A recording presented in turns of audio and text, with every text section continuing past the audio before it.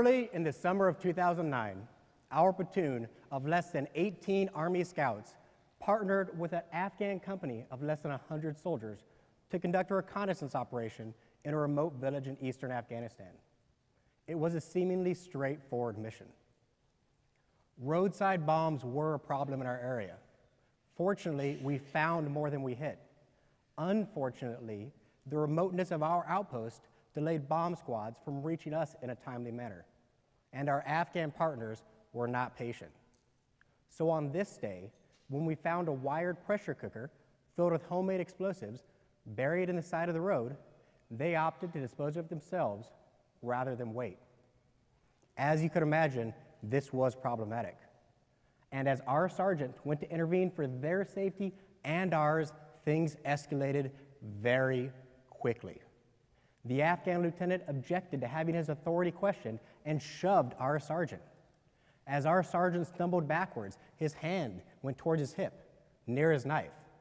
The Afghan lieutenant took immediate offense and reached for his pistol. Our soldiers raised our rifles. The Afghan soldiers raised their AK-47s. As I rushed in from a few meters away, my interpreter and I called for calm in Dari and English. Nee, no, dresh, stop, and even Luftan, please. Emotions were high, and a lot was lost in translation. In the back of my mind, I saw the cover of Time, Newsweek, and the expose in the Rolling Stone about the failures of this U.S. Army lieutenant during a misunderstanding turned tragic and deadly. Then, an Afghan policeman elevated above us in the back of a truck, loaded a rocket-propelled grenade, and pointed it towards the center of the group. All eyes went towards him because the one thing we could all agree on in that very moment was that if he fired that close, we'd all die. Then, as we collectively took a breath and apparently acknowledged the absolute absurdity of this situation, as quickly as it escalated, things calmed down. Our soldier moved his hand from his hip. The Afghan lieutenant lowered his pistol. Our soldiers lowered their rifles. The Afghans followed, and our lone Afghan policeman lowered his RPG. I immediately realized we had some real team building to accomplish. And I had a strong feeling it would take more than a few icebreakers and a trust fall to get this job done. Ironically, the catalyst for this near-fatal confrontation was an appliance, a pressure cooker. What underlying pressures drove us to that moment? Why did it happen? I needed to answer why. The answer was an understanding our differences, our diversity, and our shared stories that led us to that moment. Now, the Army defines leadership by providing purpose, motivation, and direction while operating to accomplish a mission and improve the organization. How could I provide the right purpose, direction, and motivation to this diverse group of soldiers? The stakes were high. Our unit cohesion was literally life or death. Fortunately, we had built the foundations within our own U.S. team long before we ever deployed. Diversity was an integral part of our team. We had Vu, a corporal from Vietnam, Mark, a private from Saipan, Juan, a medic from Colombia, and others. This ethnically, racially, and culturally diverse platoon was led by a rough and tough platoon sergeant Florida native, and me, a young biracial man from Nebraska.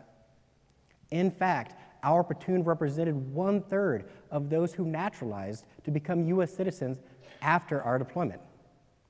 In learning each other's why, we learned each other's talents, abilities, and contributions to our team. In building our diverse team, we took a more practical approach. Vu prepared meals from Vietnam to get soldiers used to foods outside their comfort zone. For those of us able, we spoke Spanish during the training events to get soldiers familiar with another language. We shared stories of cultural practices and family traditions. We made our diversity something tangible and real and understandable that applied to our future endeavors in Afghanistan. Later, as we attempted to learn the Afghan soldiers' why, we focused on not only improving ourselves as soldiers and training our basic skills, but sharing stories of their traditions and their practices. During mission preparation, we broke into small teams to facilitate conversation amongst individuals. Soldiers, both US and Afghan, asked each other open-ended questions about shared interests. We shared stories about family, being parents, spouses, children, and even brothers. In fact, that summer I was not able to attend my sister's wedding, but she sent me a formal invitation in her care package, a welcomed reminder of family and home. After seeing this, the Afghan commander ordered a celebration on the night of her wedding, which consisted simply of a goat feast, a small radio playing a local Afghan music station, and yes, even some Bollywood-style dancing. We sought not to mitigate or manage our differences, but embrace them as foundational for building strong relationships. Later in our careers, we took these lessons learned as we moved into roles of increased responsibility. After being promoted to captain, I assumed command of a company within months of the repeal of Don't Ask, Don't Tell. Later, in command of another unit, we facilitated the transition of more than 30 females into a once all-male unit. These transitions presented fundamental shifts in the command climate and culture of these units, not challenges against morale, cohesion, or effectiveness. Now, hopefully it's clear how our approach worked in the military and in Afghanistan, but the military is a cross-section of civilian society. Traditional leadership paradigms are shifting. Senior leaders are encouraging junior leaders to truly know their soldiers. We can take these approaches in our classrooms, in our communities, in our businesses, and in government. If young soldiers can take this approach in remote regions of the world, then we as leaders can do the same with our students, members, employees, and constituents. Did any of this make a difference? For us, absolutely. And the actions on August 16, 2009 provide no stronger example. 3 of our soldiers were decorated for valor for their heroic actions fighting to save the life of an Afghan soldier who had been shot.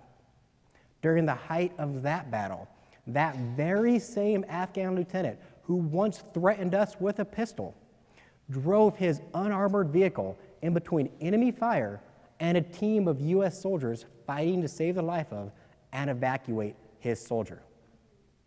We had come a long way from that near deadly standoff in that very same valley only a few short months before.